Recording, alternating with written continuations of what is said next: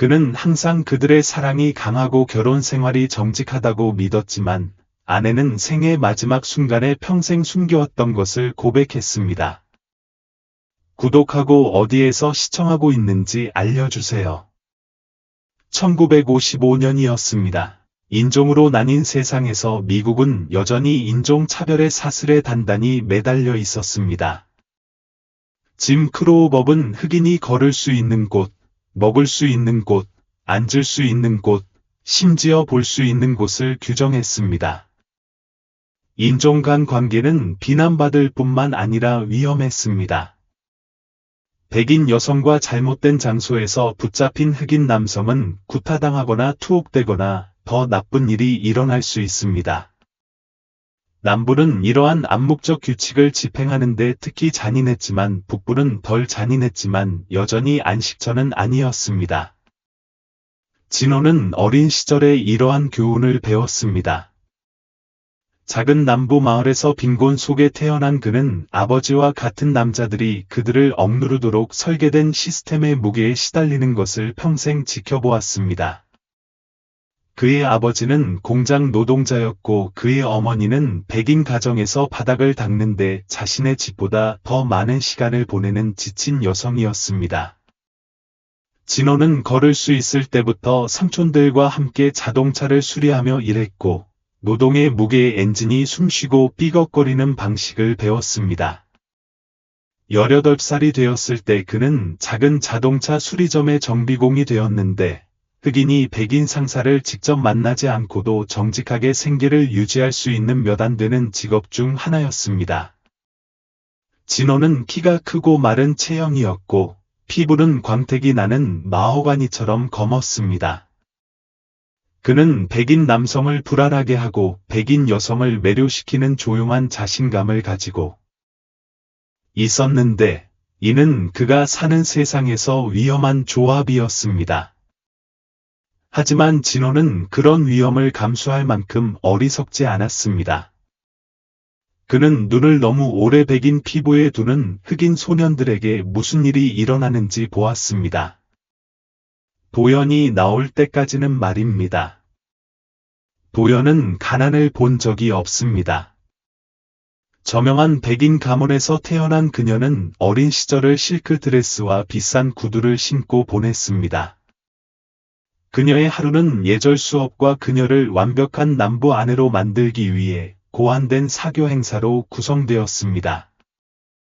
그녀의 아버지, 성민은 영향력 있는 사람이었고 투자에서뿐만 아니라 다른 사람들에 대한 권력에서 부를 얻은 사업가였습니다. 그는 혈통, 순수함, 자신의 피부색을 공유하는 사람들의 우월성을 믿었습니다. 하지만 도연은 아버지의 세상에서 집처럼 느껴본 적이 없었습니다. 그녀는 충족하고 싶지 않은 기대의 무게에 질식하며 자랐습니다. 그녀는 조용하고 순종적이며 얌전해야 했습니다. 그 대신 그녀는 호기심이 많고 안절부절 못하며 항상 자신을 위해 마련된 완벽한 삶 너머의 무언가를 찾고 있었습니다. 그녀가 진호를 만난 밤, 그녀는 18살이었습니다. 너무 과감하고 너무 과시적이라는 말을 들었던 드레스를 입으면서 여름의 더위가 그녀의 피부에 달라붙었습니다. 그녀가 희미하게 밝혀진 지하실로 들어가자 공기는 위스키와 담배 연기 냄새가 났고 반항의 음악이 연주되었습니다. 재즈는 부드럽고 정기적이며 분리의 가장자리를 따라 반항의 속삭임처럼 휘감기는 음표였습니다. 그 파티는 세계 경계가 모호한 몇 안 되는 장소 중 하나였습니다. 젊은 사람들의 흑인, 백인, 그리고 그 사이의 모든 사람들의 이 비밀리에 모여서 술과 웃음, 그리고 낮에는 결코 교환할 수 없는 시선을 나누었습니다. 바로 그곳에서 진호는 그녀를 처음 보았습니다. 그녀는 그가 경고받았던 백인 여성과는 전혀 달랐습니다. 그녀가 그의 시선을 마주쳤을 때 그녀의 눈에는 두려움이 없었고 그에게 다가가는 방식에는 주저함이 없었습니다. 그녀의 금발 머리카락이 어깨 위로 흘러내렸고 그녀의 푸른 눈은 위험한 무언가로 빛났습니다. 호기심, 흥분, 도전. 그녀는 그의 이름을 물었습니다. 그는 주저했습니다. 그녀는 미소를 지었고 갑자기 진호는 자신이 말을 하고 있는 것을 발견했습니다. 그의 목소리는 낮고 조심스러웠고 마치 그들 사이의 공기를 시험하듯이 말입니다. 그들은 몇 시간 동안 이야기를 나누었고 그들의 말은 그들 사이의 공간으로 쉽게 흘러갔습니다. 그녀는 그가 온 세상, 그의 말투, 그의 생각 방식에 매료되었습니다. 그는 조심스러웠지만 그녀의 대담함, 그녀가 자신의 삶을 지배하는 두려움에 전혀 영향을 받지 않는 방식에 흥미를 느꼈습니다. 그것은 취하게 했고 어리석었고 불가피했습니다. 밤이 끝나자 그녀는 그를 다시 만나고 싶다고 말했다. 그는 떠나야 한다는 걸 알았지만 그러지 않았다. 그녀의 아버지가 두 사람이 함께 있는 걸 처음 본 건 우연이었다. 진호는 자동차 정비소에서 늦게까지 일하고 있었는데 도연이 차고 가장자리에 나타났다. 그녀의 창백한 피부가 가로등 불빛에 비쳤다. 그는 주변을 둘러보며 심장이 쿵쾅거렸고 맥박이 귀를 쿵쾅 두드렸다. 그녀가 거기에 있어서는 안 된다. 안전하지 않았다. 하지만 그가 그녀를 데려가기 전에 검은 차 한 대가 길가에 섰다. 성민이 내렸다. 세상이 멈춘 듯했다. 진호는 그 남자의 눈에 깨달음이 떠오르는 순간을 보았다. 그의 얼굴이 분노로 뒤틀리는 모습, 그의 몸이 백인 남성만이 표현할 수 있는 종류의 분노로 긴장하는 모습을. 도연은 말을 하려고 했지만 그녀의 아버지는 여름 공기를 얼릴 만큼 차가운 눈빛으로 그녀를 침묵시켰다. 그러고는 아무 말 없이 그녀의 팔을 잡고 끌고 갔다. 진호는 움직이지 않았다. 그는 따라가는 게 좋지 않다는 걸 알고 있었다. 다음날 아침, 그는 차고 문 아래 내 딸에게서 떨어져 있어 나는 쪽지가 끼어 있는 것을 발견했다. 경고가 아니라 위협이었다. 그리고 진호는 인생에서 처음으로 성민과 같은 백인 남성을 두려워하지 않는다는 것을 깨달았다. 그는 도연을 위해 무엇을 감수할 것인지 두려웠다. 그 다음 몇 주는 지옥이었다. 도연은 집을 나가는 것이 금지되었다. 그녀의 모든 움직임은 감시되었고 모든 전화통화는 감시되었다. 그녀의 아버지는 마치 그녀의 존재를 인정하는 것이 어떻게든 자신을 더럽힐 것처럼 그녀와 이야기하기를 거부했다. 그녀의 어머니는 아무 말도 하지 않고 읽을 수 없는 눈으로 그녀를 바라볼 뿐이었다. 도연은 싸우려고 했다. 그녀는 주장하고 비명을 지르고 애원했다. 하지만 그녀의 아버지의 뜻은 법이었고 그녀의 세계를 소유한 남자에게 감히 도전하는 딸을 편들어줄 법원은 없었다. 그런데도 그녀는 방법을 찾았다. 한 통의 편지가 배달 소년의 주머니 속으로 들어왔다. 한때 세계 경계를 넘어 사랑을 알았던 하녀의 귀에 속삭이는 소리였다. 밤늦게 만난 세상이. 잠든 그녀는 진호를 다시 찾았고 이번에는 그가 이미 알고 있는 것을 그에게 말했다. 그녀의 아버지는 결코 그들이 함께 있는 것을 허락하지 않았지만 그녀는 자신의 선택을 했고 그를 선택했다. 그것은 무모하고 위험한 결정이었다. 흑인 남자와 함께 도망치는 백인 여성은 단순히 스캔들일 뿐만 아니라 범죄였다. 자비도, 이해도, 용서도 없을 것이다. 하지만 사랑은 법을 신경 쓰지 않았고 그래서 한밤중에 등에 걸친 옷과 가슴에 불을 지른 채 그들은 달렸다. 그들은 아버지의 권력에 사슬해서 결코 그들을 받아들이지 않을 세상의 무게에서 달렸다. 그들은 아무런 보장도, 약속도, 안전도 없는 미래를 향해 달렸다. 오직 함께라면 그들만의 삶을 개척할 수 있다는 희망만이 있었다. 그들은 진짜 위험이 막 시작되었다는 것을 전혀 몰랐다. 밤 공기는 그들의 결정의 무게로 짙어졌다. 도연의 손은 그녀가 비밀리에 챙겨온 작은 가방을 움켜쥐고 떨렸다. 그 가방에는 가장 기본적인 필수품만 들어 있었다. 드레스, 동전 몇 개, 왜 가져왔는지 알 수 없는 어머니 사진.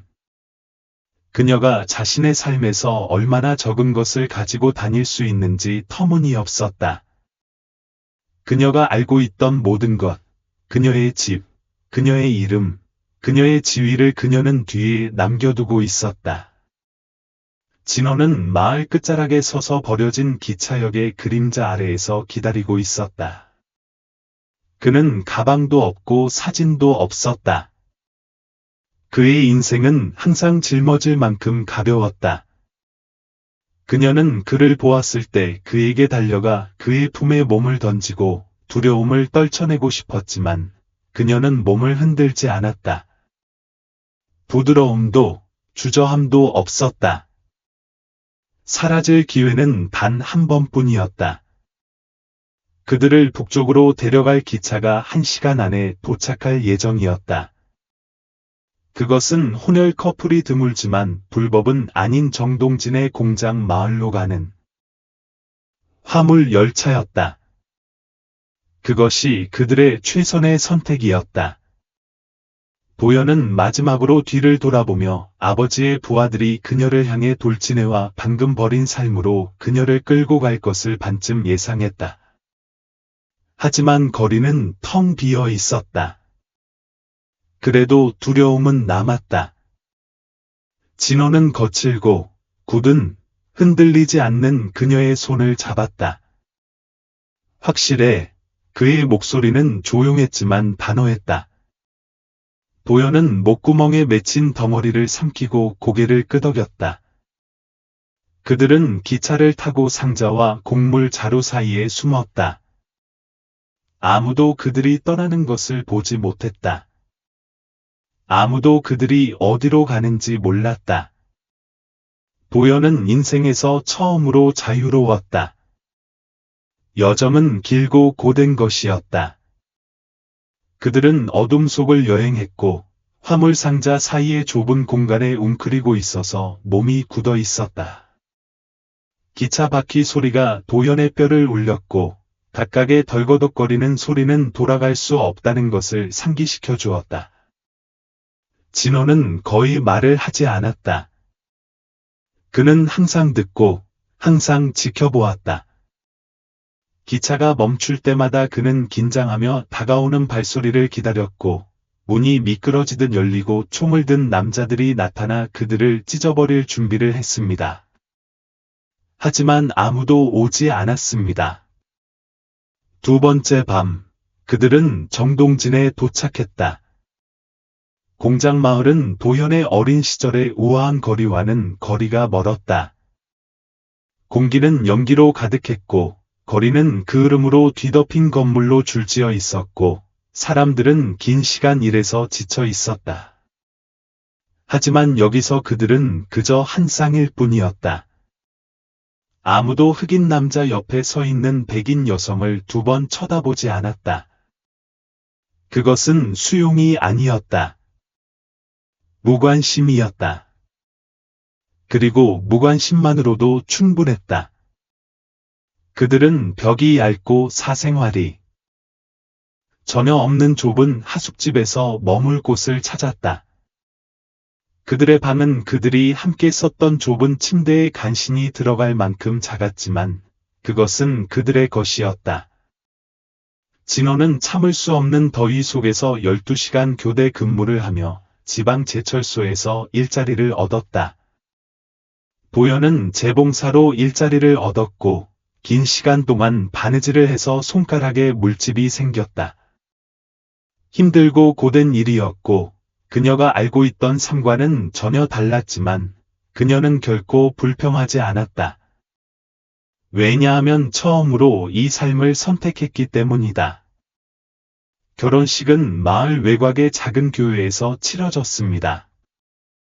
손님도, 꽃도, 음악도 없었습니다. 두 사람과 그들을 바라보며 서약을 중얼거리는 목사님뿐이었습니다. 반지도, 축하도 없었고 세상을 위한 것이 아니라 서로를 위한 조용한 약속의 교환만 있었습니다. 결혼식이 끝나자 도연은 교회 밖에 서서 하늘을 올려다보며 그 순간의 무게가 가슴에 가라앉는 것을 느꼈습니다. 그녀는 더 이상 특권의 딸인 도연이 아니었습니다. 그녀는 흑인 남성의 아내인 도연이었고 그들을 결코 온전히 받아들이지 않을 세상에서 살았습니다. 그런데도 그녀는 그 어느 때보다 가벼워졌습니다. 결혼 첫 해는 시험이었습니다. 공장 마을은 남부보다 안전했지만 그것이 친절하다는 것을 의미하지는 않았습니다. 진호의 동료들은 백인 아내와 도망친 남자를 어떻게 생각해야 할지 확신하지 못한 채 거리를 두었습니다. 마을의 여성들은 도연을 조심스러운 눈으로 바라보았고 그녀가 길을 잃었는지 혼란스러워하는지 아니면 그저 어리석은지 확신하지 못했습니다. 그들은 참아주었지만 결코 환영받지 못했다. 돈은 항상 촉박했다. 어떤 밤은 배고픈 채로 잠자리에 들었다.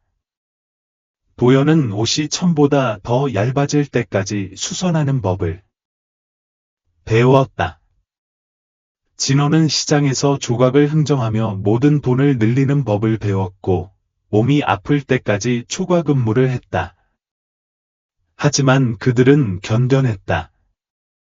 사랑이 그들을 여기까지 데려왔기 때문이다.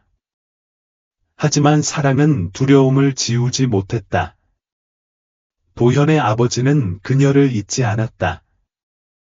하숙집에 편지가 도착했는데 하나하나가 전보다 더 차가웠다. 첫 번째 편지는 요구였다. 지금 집으로 오라고. 두 번째 편지는 경고였다. 내가 한 일을 이해하지 못한다. 세 번째 편지는 위협이었다. 후회하게 될 거야. 도연은 그것들을 모두 불태웠지만 두려움은 남았다. 그녀의 아버지는 패배를 받아들이는 사람이 아니었다. 언젠가 그는 그녀를 찾을 것이고 그녀는 그가 그녀를 찾았을 때 무엇을 할지 몰랐다. 그 두려움이 그녀의 꿈에 스며들었다. 시장을 걸을 때 정장을 입은 남자들이 그녀를 너무 오랫동안 쳐다보는 것을 볼 때, 밤에 그녀 뒤에서 발소리가 들릴 때, 그것은 그녀의 마음 뒤에서 속삭였다. 그래서 그녀는 진호에게 말하지 않고 돈을 저축하기 시작했다.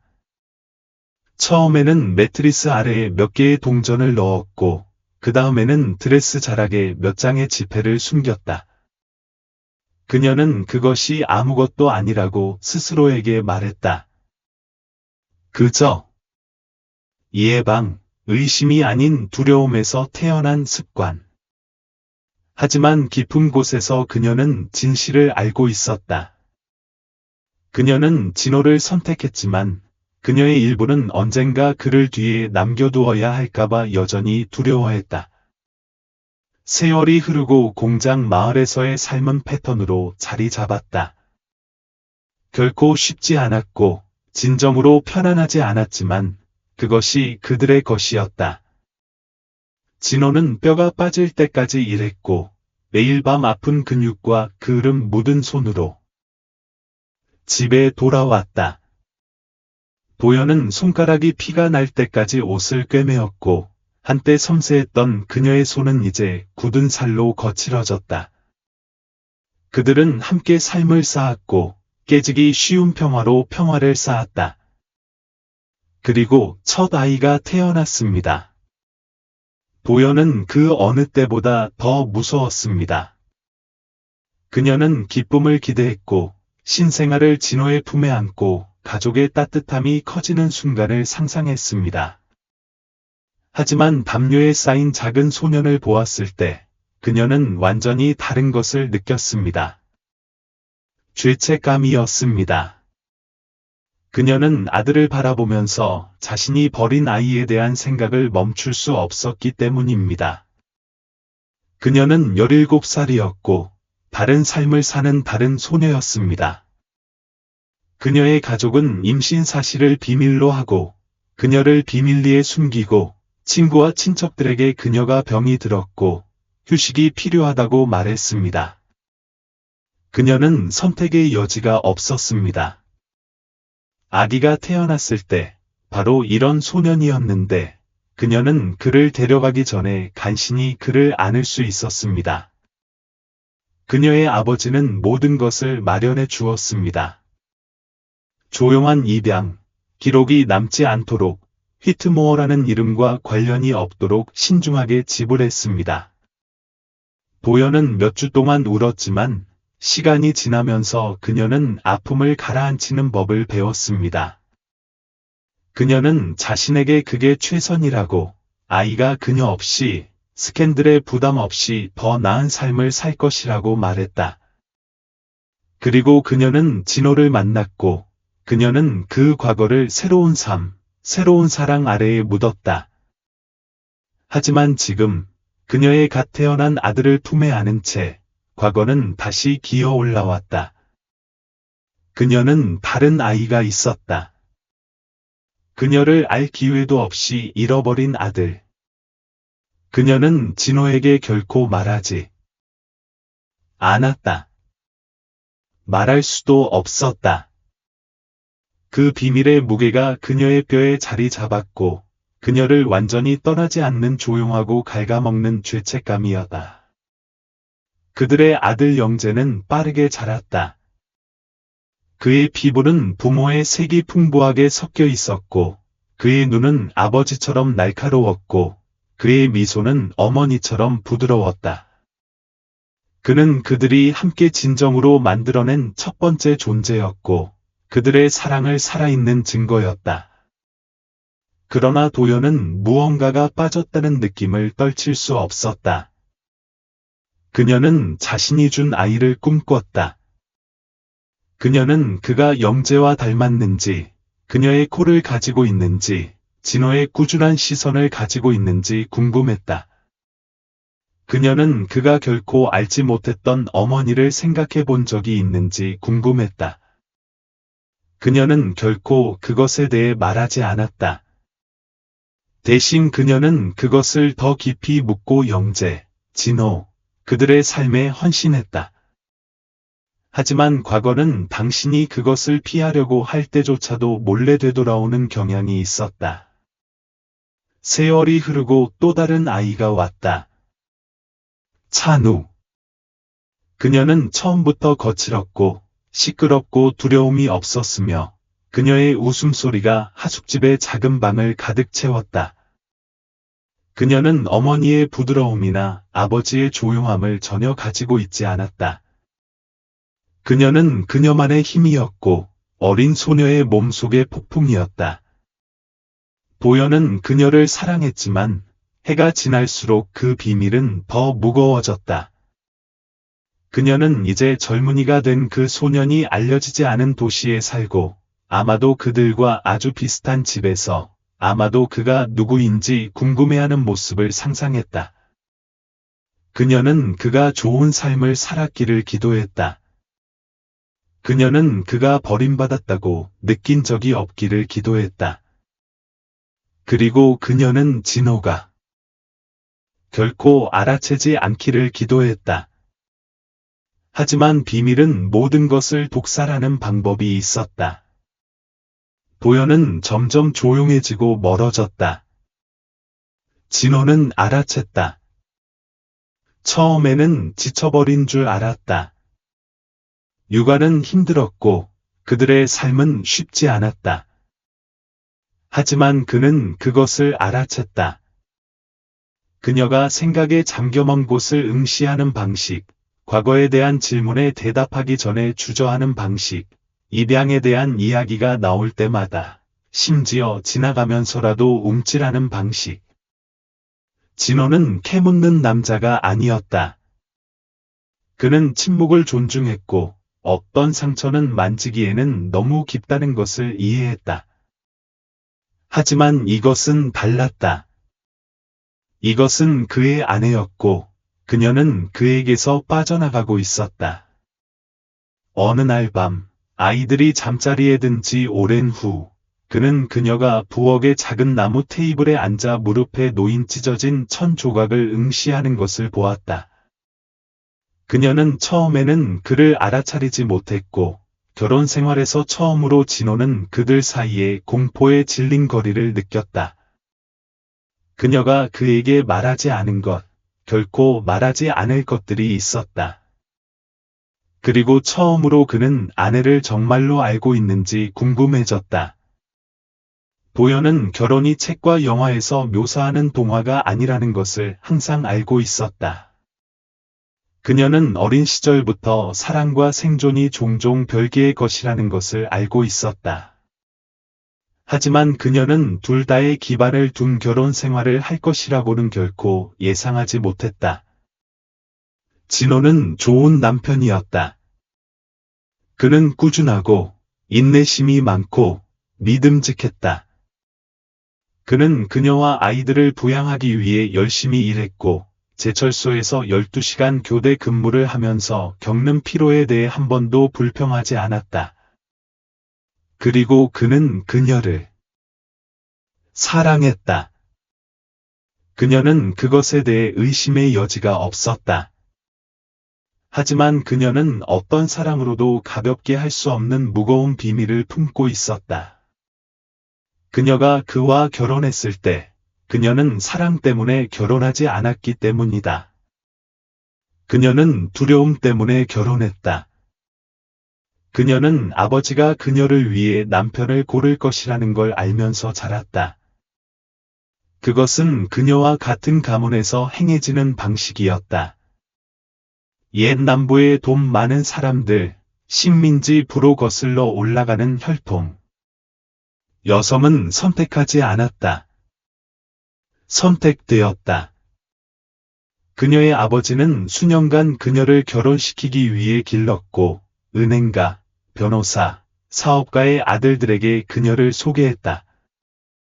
그는 그들을 경주마처럼 줄지어 세웠다. 혈통, 부, 올바른 종류의 오만함을 검사했고, 그녀는 따라했다.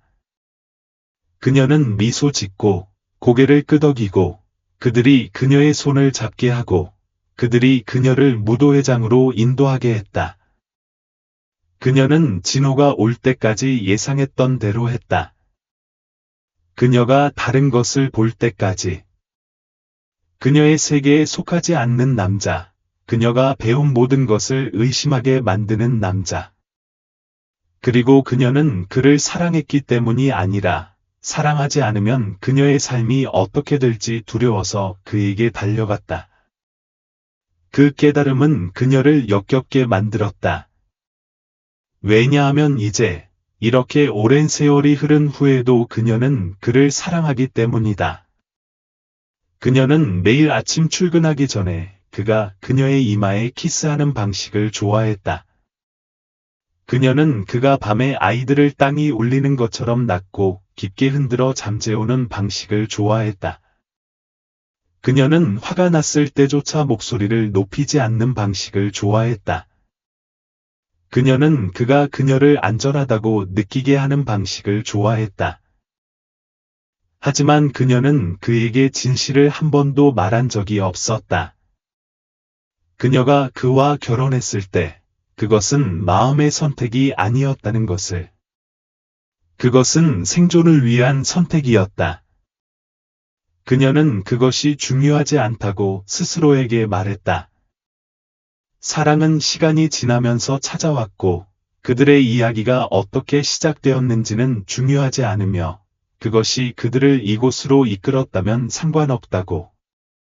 하지만 그때 진호가 아니라 그들을 둘러싼 세상에서 속삭임이 들려왔다.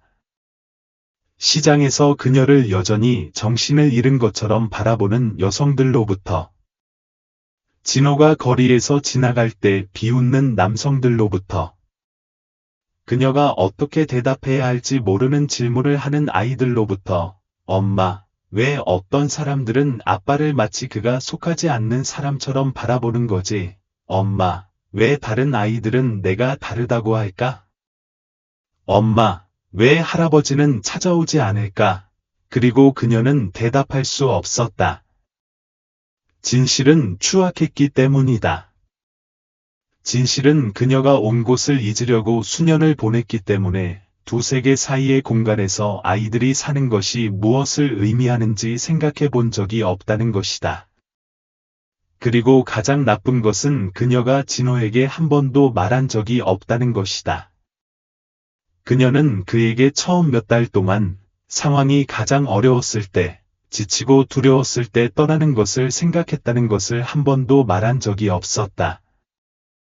그녀는 숨겨둔 돈을 보고 밤의 조용한 시간에 계속해서 세어보며 아이들을 데리고 사라지기에 충분할까 생각했다. 그녀는 그렇게 할 계획은 없었지만 그것을 고려했다는 사실이 그녀를 괴롭혔다. 진호는 바보가 아니었다. 그는 그녀가 어떤 질문을 피하는 방식을 보았다. 그는 그녀가 과거에 대해 물었을 때 주저하는 방식, 아이들이 인종, 소속감, 그들을 차별화하는 것에 대해 말할 때 조용해지는 방식을 보았다. 그리고 그는 그녀의 비밀에 대해서 뿐만 아니라 그녀의 사랑에 대해서도 궁금해했다. 그녀가 그를 사랑하는 것은 그가 그녀의 선택이었기 때문일까? 아니면 그가 그녀의 유일한 탈출구였기 때문일까? 그는 그 질문을 하는 것이 두려웠다. 답을 알고 싶지 않았기 때문이다. 도연은 과거가 그녀 뒤에 있다고 스스로 확신했다. 그녀는 새로운 삶, 가족, 겸손하지만 안전한 집을 만들었다. 그들의 벽 바깥 세상은 여전히 의심의 눈초리로 그들을 바라보았지만 그들은 안에서 평화에 가까운 것을 발견했다. 하지만 평화는 깨지기 쉬웠고 과거는 예상치 못할 때 다시 기어들어오는 경향이 있었다. 첫 번째 편지는 평범한 오후에 도착했다. 그녀가 쇼핑을 나간 사이에 문 밑으로 미끄러져 들어갔고 다른 삶에서 온 유령처럼 나무 바닥에 놓인 얇고 하얀 봉투였다. 그녀는 그것을 집어 올리기 전에 오랫동안 그것을 응시했다. 본에는 사람 주소는 없고 이름만 있었다. 필체는 틀림없었다. 그녀의 아버지의 것이었다. 그녀는 그것을 찢어 열면서 배가 뒤틀렸다. 그 안의 단어는 짧고 차가웠다. 당신은 당신이 한 일을 이해하지 못해요. 그녀는 속이 메스꺼웠다. 그에게서 마지막으로 소식을 들은 지 몇 년이 지났다. 그녀가 도망간 후, 그는 그녀에게 집으로 돌아오라고 요구하는 편지를 보냈고, 그 다음 그녀를 위협하는 편지를 보냈고, 그 다음에는 아무것도 보내지 않았다. 그녀는 그것이 그가 포기했다는 것을 의미한다고 생각했다. 그녀는 틀렸다. 몇 주 동안 그녀는 다른 편지를 기다렸지만 아무 편지도 오지 않았다. 그녀는 그것을 마음에서 밀어내려고 노력했지만 그 무게가 돌처럼 그녀의 가슴에 가라앉았다. 그는 무슨 말을 하는 걸까? 그녀를 통제하려는 또 다른 시도일 뿐인가? 아니면 더 나쁜 것인가? 그녀는 걱정하지 말라고 스스로에게 말했다. 하지만 그녀는 그 남자를 보았다. 초저녁이었다. 그녀는 아이들을 시장에 데려가서 감자와 신선한 우유를 물물 교환하는 동안 아이들이 노점 사이를 쫓게 했다. 그리고 그녀는 그를 보았다. 정장을 입은 백인 남자가 길모퉁이에 서 있었다. 그는 아무것도 사지 않았다. 그는 누구와도 이야기하지 않았다. 그는 그녀를 지켜보고 있었다. 그녀에게 오한이 스쳤다. 그녀는 자신이 상상하는 것이라고 스스로에게 말했지만 다음 날 그녀는 그를 다시 보았다. 그리고 그 다음 날 항상 멀리서 항상 지켜보고 있었다. 그녀는 진호에게 말하지 않았다. 그녀는 그가 무슨 말을 할지 알고 있었다. 너는 세상을 보고 있어. 아무것도 걱정하지 않고 있어. 또는 더 나쁜 내 아빠라면 우리는 그와 마주해야 하지만 그녀는 그와 마주하고 싶지 않았다. 그녀는 그가 속한 과거에 머물기를 바랐을 뿐이었다. 그리고 두 번째 편지가 왔다. 이번 편지는 달랐다. 그것은 그녀의 아버지에게서 온 것이 아니었다. 그것은 그녀가 다시는 소식을 들을 것이라고 예상하지 못했던 사람에게서 온 것이었다. 나는 내가 누구인지 알아. 그녀의 심장이 멈췄다. 그녀는 다시 읽었다. 필체는 낯설었다. 메시지는 모호했지만 그녀는 누군가가 그녀의 첫 아이, 그녀가 수년 전에 버린 아들에 대해 알아냈다는 것을 알았다. 그녀가 너무 깊이 묻어 거의 잊힐 뻔했던 비밀. 그리고 이제 누군가가 알았다. 그녀는 그녀의 세상의 벽이 깨지기 시작하는 것을 느꼈다. 그녀는 며칠 동안 아무 말도 하지 않았다. 그녀는 거의 잠을 자지 않았다. 그녀는 거의 먹지 않았다. 진호는 알아챘다. 그는 그녀에게 무슨 일이냐고 물었다. 그녀는 아무것도 아니라고 말했지만 그는 더 잘 알고 있었다. 그리고 그가 그녀의 옷장 서랍맨 아래에 구겨져 숨겨진 편지를 발견했을 때 그녀는 그의 눈빛의 변화를 볼 수 있었다. 그가 그녀에 대해 결코 알지 못했던 것들이 있다는 것을 깨달았다.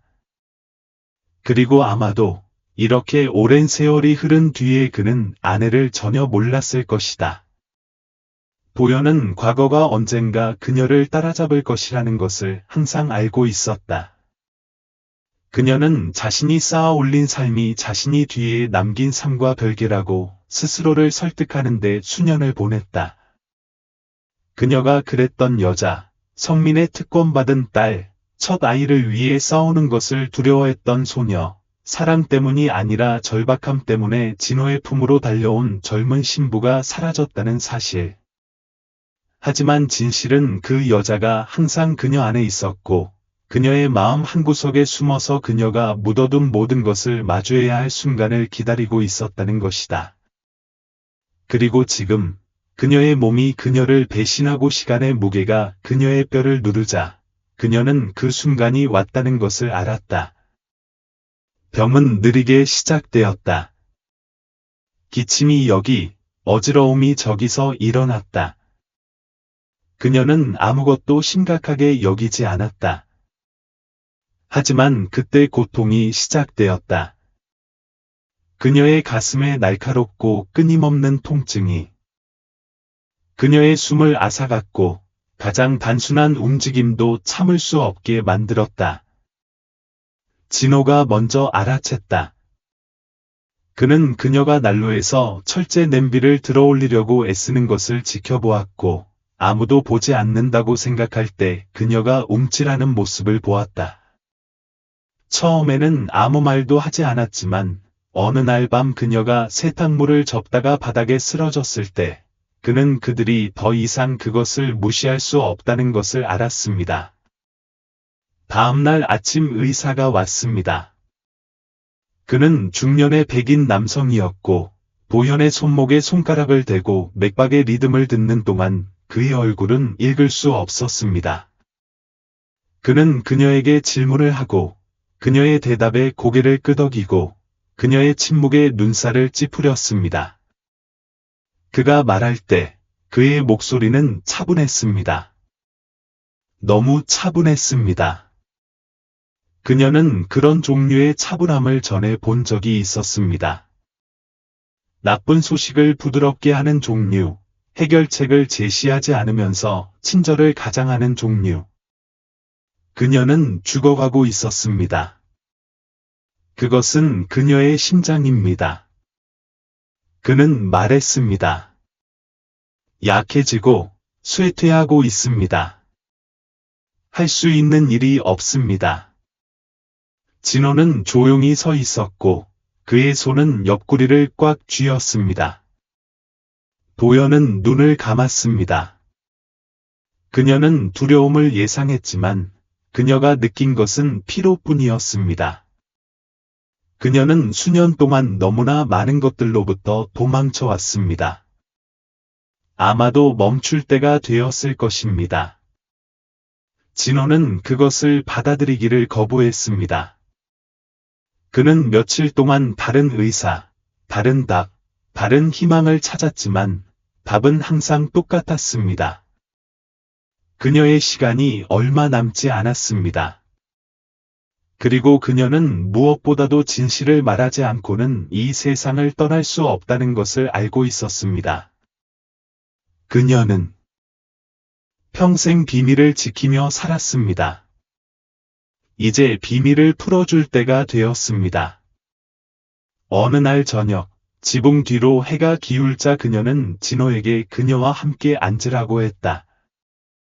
그는 처음에 주저했다. 그녀의 목소리에는 뭔가 다른 것이 있었고, 뭔가 결정적인 것이 있었다.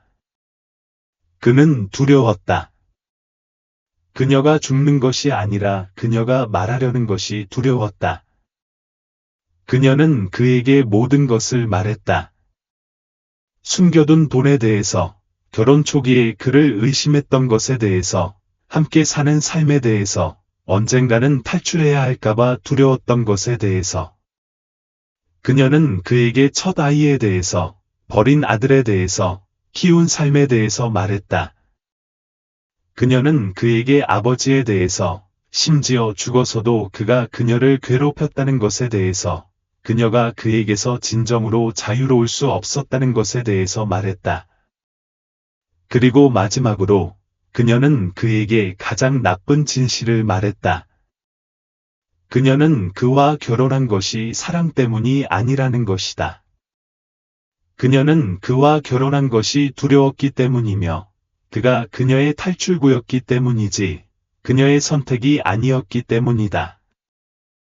진호는 침묵 속에 앉아 있었다. 그녀는 그의 표정을 읽을 수 없었고 그가 분노를 느끼는지 고통을 느끼는지 아니면 아무것도 느끼지 못하는지 알 수 없었다. 그녀는 뺨을 따라 눈물이 흘러내리는 것을 느꼈고 평생의 죄책감이 가슴을 누르는 것을 느꼈다. 그리고 나서 그녀는 그에게 그녀가 진실이라고 아는 유일한 것을 말했다. 모든 것에도 불구하고 거짓말, 비밀, 실수에도 불구하고 그녀는 그를 사랑하게 되었다는 것을 진심으로 깊이 자신이 할 수 있다고 생각했던 것보다 더 사랑하게 되었다는 것을. 그녀는 그를 사랑했고 결국 그것으로 충분할 것이라고 바랐다. 그 후로 날들이 흐릿해졌다. 진호는 거의 말하지 않았다. 그는 그녀를 돌보았다. 고통이 너무 심할 때는 그녀를 안고, 열이 날 때는 이마를 닦아주고, 다리가 더 이상 그녀를 지탱할 수 없을 때는 그녀를 침대로 데려갔다. 하지만 그는 그녀에게 자신의 감정을 말하지 않았다. 그녀는 묻지 않았다. 알 필요도 없었다. 왜냐하면 결국 그것은 중요하지 않았기 때문이다. 그는 여전히 거기에 있었고 그녀에게는 그것으로 충분했다. 어느 날 밤 추위가 집안을 스며들고 그녀의 몸무게가 견딜 수 없을 정도로 무거워졌을 때 그녀는 진호의 팔이 그녀를 감싸는 것을 느꼈다. 그는 너무 부드러운 무언가를 속삭여서 그녀는 거의 알아들을 수 없었다. 그리고 그녀가 마지막으로 눈을 감고 미소를 지었다. 그 순간 그녀는 그가 그녀를 용서했다는 것을 알았기 때문이다. 아니면 그렇지 않았을지도 모른다. 어쩌면 중요하지 않을지도 모른다. 어쩌면 사랑은 완벽함과는 거리가 멀지도 모른다. 어쩌면 그것은 상처받을 때에도, 과거가 결코 되돌릴 수 없을 때에도, 작별 인사만이 남을 때에도 머물기로 선택하는 것이었을지도 모른다.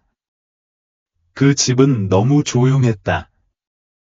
벽에, 숨쉬는 사이사이에, 다시는 일어나지 못할 몸의 무게에 자리 잡은 그런 종류의 고요함이었다. 도연은 사라졌고, 진호는 침실의 고요함 속에 앉아 그 옆에 빈 공간과 여전히 희미하게 그녀의 머리가 새겨진 베개를 응시했다. 그는 며칠 동안 그것을 움직이지 않았다. 마치 그것을 그대로 두면 그녀가 여전히 거기에 있다고 믿게 속일 수 있을 것처럼. 하지만 진실은 피할 수 없었다. 그녀는 사라졌고, 그녀는 그에게 평생의 비밀을 남겼다. 그녀의 고백은 그의 내면의 무언가를 깨뜨렸다. 그녀가 거짓말을 했기 때문이 아니라, 그가 진심으로 의심한 적이 없었기 때문이다. 함께 보낸 모든 세월, 함께 나눈 모든 순간 동안 그는 그녀를 믿었고 그들의 사랑은 항상 진짜였으며 필요성이 아닌 신뢰의 기반을 두고 있다고 믿었다. 그리고 지금 그는 무엇을 믿어야 할지 몰랐다. 그들의 삶이 거짓말이었을까? 그녀가 정말로 그를 선택한 적이 있었을까? 아니면 그는 단지 그녀가 원하지 않는 삶에서 벗어나는 탈출구, 피난처, 길일 뿐이었을까? 그는 평생 그를 그보다 못한 사람으로 부르고 결코 충분하지 않다고 말하는 세상에서 남자로 보이기 위해 싸웠다. 그리고 지금 그가 집이라고 불렀던 곳에서도 그가 사랑했던 여자의 품에서조차도 그는 자신이 진정으로 속했던 적이 있었는지 의문을 품었다. 편지는 여전히 거기에 있었다. 그녀의 아버지가 보낸 편지는 노랗게 변색되어 그녀가 숨겨둔 서랍에 숨겨져 있었다. 위협, 경고, 그리고 마지막 몇 주 동안 그녀를 산산조각 낸 것. 나는 당신이 누구인지 알아. 다른 필체, 다른 두려움. 그녀는 그에게 그것이 무슨 뜻인지 한 번도 말해본 적이 없었지만, 이제 그는 알아야만 했다. 그는 서랍을 열었고, 그는 오래된 종이 더미를 꺼내 하나하나 펼쳐 보이며 떨리는 손가락을 움직였다. 마지막 편지는 짧고 한 문장이었다. 당신의 아들이 당신을 찾고 있습니다.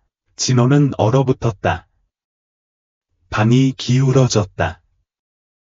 그는 다시 글자를 읽었고 숨이 막혔다.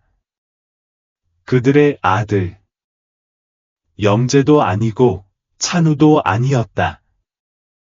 그녀가 그가 존재한다는 것을 전혀 몰랐던 그 아들.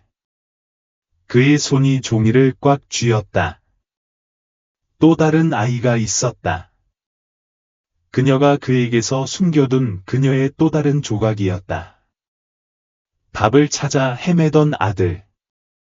그리고 이제 그녀는 떠났고 남은 것은 결코 답할 수 없는 질문뿐이었다. 진호는 침묵 속에 앉아 편지를 바라보며 그가 결코 진정으로 알지 못했던 삶의 진실을 바라보았다. 그리고 도연이 죽은 후 처음으로 그는 스스로를 슬퍼하게 했다. 그녀뿐만 아니라 그들이 만들어온 삶을 위해서였다. 그가 진짜라고 생각했던 삶, 이제 유령으로 가득 차 있다는 것을 깨달은 삶, 그녀가 없는 집은 다르게 느껴졌다. 그것은 단지 공허함, 그녀의 목소리의 부재, 그녀가 옷을 접거나 부엌에서 흥얼거릴 때의 조용한 움직임이 아니었다. 그것은 더 깊은 것이었다. 그것은 말하지 않은 모든 것의 무게였다. 진호는 수십 년 동안 아내를 이해한다고 믿었고, 그들이 쌓아온 사랑이 진짜이고 흔들리지 않는다고 믿었다. 이제 그녀가 죽은 후 며칠 동안 그 믿음은 그의 손가락 사이로 빠져나가는 모래처럼 무너지고 있었다. 그는 주방 테이블에 앉아 그의 앞에 편지를 놓았다. 당신의 아들이 당신을 찾고 있습니다. 그 말은 피가 멈추지 않는 상처처럼 느껴졌다. 도연은 수년 동안 이 진실을 품고 있었다. 그녀는 그것이 그녀 안에서 골마 터지게 내버려 두었고, 그것이 그녀를 갉아먹게 내버려 두었고, 그녀는 그에게 한 번도 말한 적이 없었다. 진호는 주먹을 꽉 쥐고 퇴색한 잉크를 응시했다. 그녀가 어떻게 그럴 수 있을까?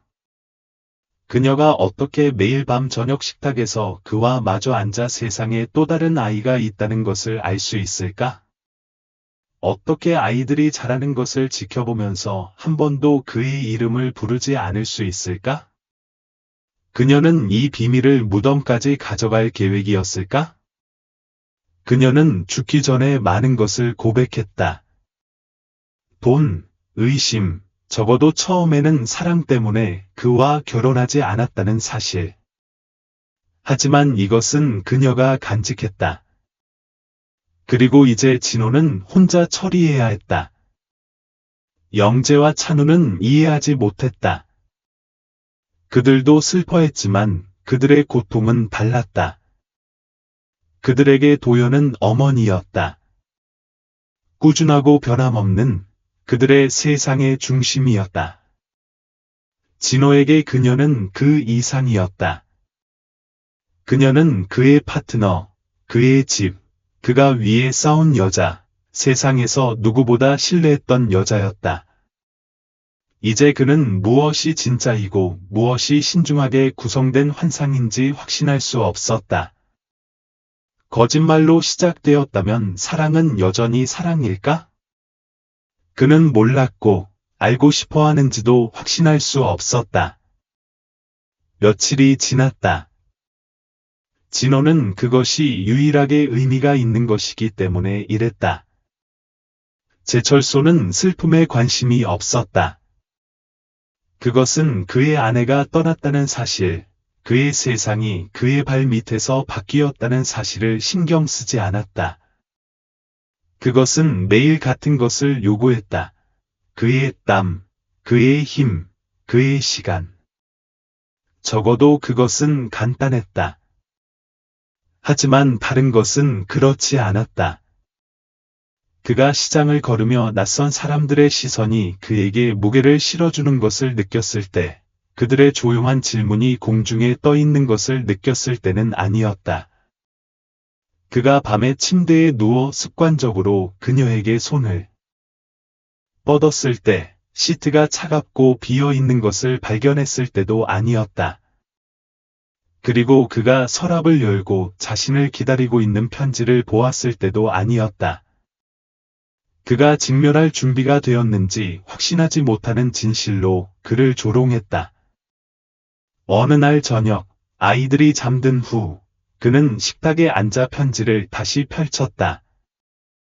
이름도 주소도 없고, 단 하나의 잔인한 사실만 있었다.